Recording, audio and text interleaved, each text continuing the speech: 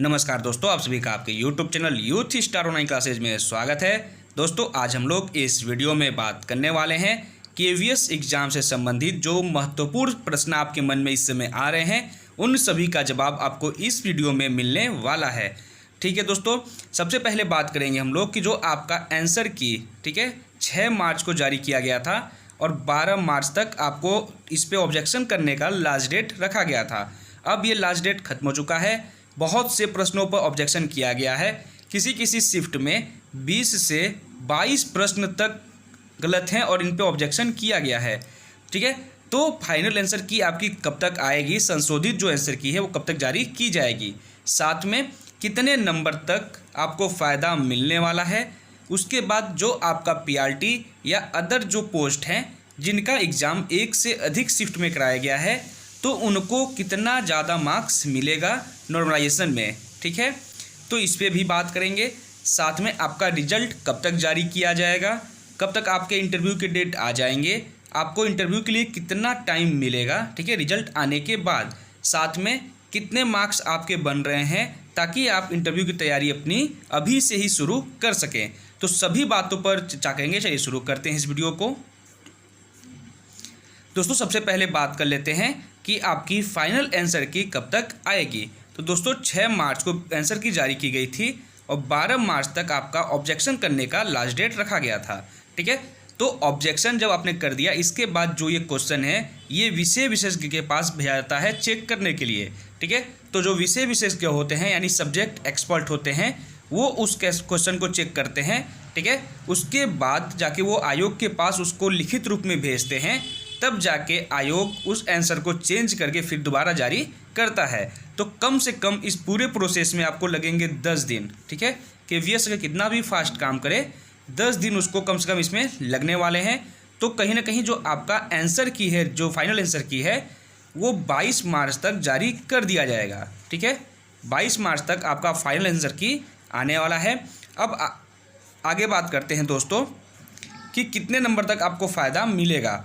तो दोस्तों, जो भी आपके एग्ज़ाम हुए हैं, कई शिफ्ट में हुए हैं पीआरटी के, ठीक है, बहुत से जो पीजीटी और टीजीटी के एग्ज़ाम हैं, ठीक है, उसमें आप देखेंगे तो 5 से 6 प्रश्न जो हैं वो गलत किए गए हैं।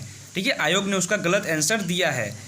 इससे कम तो लगभग किसी में नहीं है। हर शिफ्ट में, हर पेपर में, टीजीटी हो चाहे पीजीटी हो चाहे पीआरटी हो, पता नहीं किस नशे में था केवीएस कि उसने इतना फास्ट काम किया। और फास्ट, देखिए, जब भी कोई काम तेज़ी से होता है तो उसमें गड़बड़ी होना स्वाभाविक है।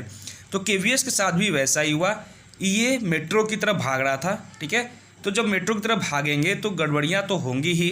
ठीक है, तो वैसे ही इन्होंने जो आंसर की जारी किया है, हर जो सब्जेक्ट है, हर पोस्ट है, हर पोस्ट में 5 से 6 क्वेश्चन इन्होंने गलत कर दिया है। किसी किसी शिफ्ट में 20 प्रश्न तक इन्होंने गलत जवाब दिया है, 20 प्रश्नों का गलत जवाब। ठीक है, तो कम से कम सबके जो हैं वो 5 से 6 नंबर बढ़ने वाले हैं। ठीक है, आप चाहे किसी भी शिफ्ट में हो, कम से कम आपके 5 से 6 नंबर जब रिवाइज आंसर किया आएगा तो आप देखेंगे आपके 5 से 6 नंबर बढ़े होंगे। ठीक है, तो ये वजह है बढ़ने की। आगे बात करते हैं दोस्तों कि जब मार्क्स आपके नॉर्मलाइज होंगे तो किसको कितना फ़ायदा मिलने वाला है, यानी किस शिफ्ट को कितना फ़ायदा मिलेगा। तो दोस्तों, जिनके भी एग्ज़ाम 2 या 2 से अधिक शिफ्ट में हुए हैं, ठीक है, उनके जो मार्क्स हैं वो नॉर्मलाइज किए जाएंगे। ठीक है, इसमें क्या हुआ, जैसे कि आपका जो पीआरटी का एग्ज़ाम स्टार्ट हुआ था 21, 22, 24, 25, 26 और 28। ठीक है, इतने शिफ्ट में हुए थे। जो स्टार्ट हुआ था 21 तारीख को, इसमें पेपर का लेवल बहुत ही लो था। ठीक है, उसके बाद धीरे धीरे पेपर का जो लेवल है वो बढ़ाया जाने लगा और लास्ट में जो 28 तारीख है, इस दिन आपका पेपर सबसे टफ था। ठीक है, तो इस जो 28 शिफ्ट वाले हैं, 28 तारीख वाले, इनके मार्क्स अगर एक्यूरेसी इनकी अच्छी रहती है तो इनको ज़्यादा मार्क्स मिल सकते हैं। ठीक है, तो 21 को 2 शिफ्ट में हुआ, 22 को 2 शिफ्ट में, 24 को 2 शिफ्ट में, 25 को 2 शिफ्ट में, ऐसे ही 28 तक 2-2 शिफ्ट में आपके पीआरटी के एग्ज़ाम कराए गए हैं। जो शिफ्ट इसमें टफ होगा, ठीक है, उसके मार्क्स ज़्यादा बढ़ेंगे और जिसके जो शिफ्ट है वो ईजी होगी, उसके मार्क्स बहुत ही कम बढ़ेंगे। तो क्लियर हो गया होगा। ठीक है, ईजी जो शिफ्ट वाले हैं इनके मार्क्स बहुत कम बढ़ेंगे, जबकि जो हार्ड शिफ्ट वाले हैं, ठीक है, इनके मार्क्स ज़्यादा बढ़ाए जाएंगे। तो हार्ड शिफ्ट वालों को ज़्यादा फ़ायदा मिलेगा। ठीक है, आगे बात करते हैं। कम मार्क्स वाले भी अब इंटरव्यू की तैयारी शुरू कर दें। जी हाँ, बिल्कुल, जिनके भी ठीक है, जिनके भी थोड़े बहुत कम मार्क्स हैं वो अपने इंटरव्यू की तैयारी स्टार्ट कर सकते हैं। यानी कि 110 प्लस वाले अभी जिनके 110 प्लस हैं वो अपनी इंटरव्यू की तैयारी स्टार्ट कर सकते हैं, क्योंकि आंसर की आने के बाद ये कहीं ना कहीं 115 116 आराम से पहुंच जाएंगे। ठीक है, तो आपको पहली जो चीज़ है वो फ़ायदा मिलने वाला है आंसर की से, क्योंकि आंसर की जो रॉन्ग आंसर की आई थी उसमें जब आंसर चेंज होंगे तो आपको फ़ायदा मिलने वाला है। और सेकेंड फ़ायदा आपको मिलेगा नॉर्मलाइजेशन से। ठीक है, जब मार्क आपके नॉर्मलाइज होंगे तो इससे भी फ़ायदा मिलेगा। तो कहीं ना कहीं आपके 6-7 नंबर बढ़ने वाले हैं जो अभी तक आपने मिलाए हैं उससे। आगे बात करते हैं दोस्तों कि किस शिफ्ट को कितना फ़ायदा। तो मैंने बता दिया कि जो शिफ्ट हार्ड होगा, ठीक है, जो शिफ्ट हार्ड होगा इसको सबसे ज़्यादा मार्क्स मिलेंगे। जो मॉडरेट शिफ्ट होगा उसको हार्ड शिफ्ट से थोड़े कम मार्क्स मिलेंगे, और जो इजी शिफ्ट होगा इसको उतने ही मार्क्स रहेंगे। ठीक है, इनके मार्क्स नहीं बढ़ाए जाएंगे।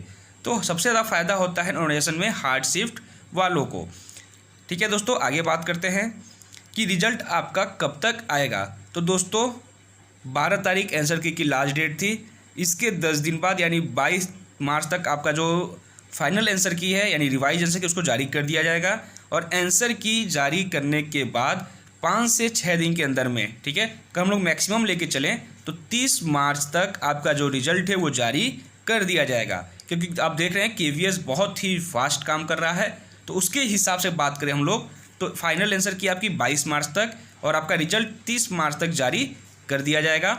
ठीक है, अगर बात करें कि रिजल्ट आने के बाद इंटरव्यू के तैयारी के लिए आपको कितना टाइम मिलेगा, तो दोस्तों KVS कभी भी ये नहीं कहता कि रिजल्ट जारी कर दिया गया है अब आप इंटरव्यू की तैयारी स्टार्ट करिए। ठीक है, KVS कभी इंटरव्यू के लिए टाइम नहीं देता। टाइम आपको जो मिलता है वो बस ये मिलता है कि जो एडमिट कार्ड होता है वो 10 से 15 दिन पहले जारी किया जाता है, ताकि अगर आप कहीं बाहर गए हों या आपका सेंटर दूर है तो आप अपना टिकट कंफर्म करा लें। ठीक है, इसलिए ये टाइम मिलता है, इंटरव्यू के लिए टाइम ये नहीं मिलता। तो अगर आपको लगता है कि आप जो कट ऑफ है उसको क्लियर कर जाएंगे, ठीक है, तो आप इंटरव्यू की तैयारी अपनी स्टार्ट कर दीजिए, क्योंकि रिजल्ट आने के बाद आपको मिलेंगे सिर्फ 15 दिन, मैक्सिमम 15 दिन मिलेंगे आपको, इससे ज़्यादा नहीं मिलेंगे। ठीक है, तो आप अभी से अगर इंटरव्यू की तैयारी स्टार्ट करते हैं तभी आप इंटरव्यू में बेस्ट स्कोर कर पाएंगे। ठीक है दोस्तों, अब बात करते हैं कि कितना आपका स्कोर रहे ताकि आप इंटरव्यू के लिए सेफ रहने वाले हैं।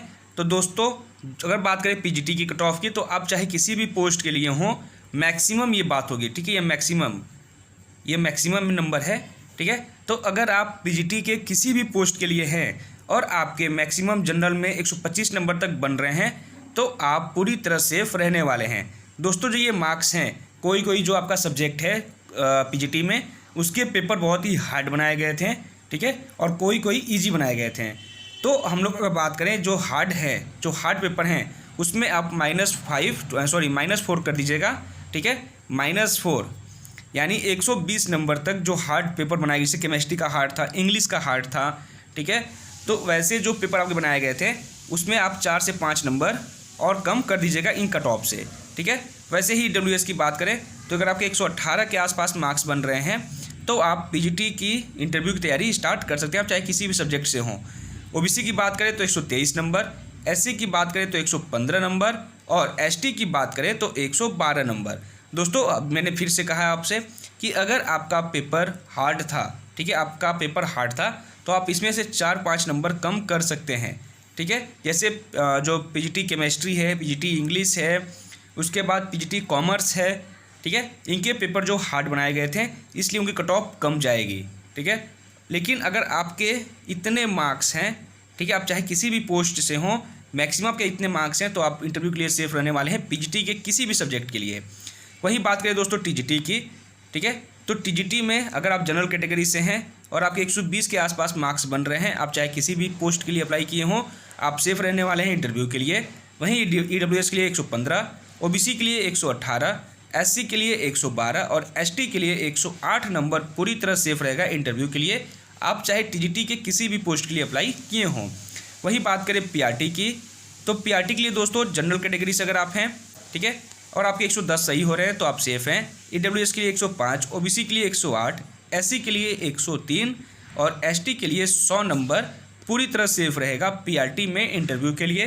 तो दोस्तों अगर आपके इतने मार्क्स बन रहे हैं अभी, ठीक है, तो जाहिर सी बात है जब आपका रिवाइज आंसर किया आएगा तो आपके इन मार्क्स में 5 से 6 नंबर और बढ़ने वाले हैं। ठीक है, तो आप अभी से ही अपनी इंटरव्यू की तैयारी स्टार्ट कर दीजिए, लेट बिल्कुल मत करिए क्योंकि आपको ज़्यादा टाइम नहीं मिलेगा रिजल्ट के बाद। तो दोस्तों इस वीडियो को यहीं समाप्त करते हैं। वीडियो अच्छी लगी होगी तो लाइक कीजिएगा, चैनल को सब्सक्राइब कर लीजिएगा ताकि KVS से जुड़ी कोई भी सूचना अगर आती है तो सबसे पहले आप तक पहुँचे। धन्यवाद।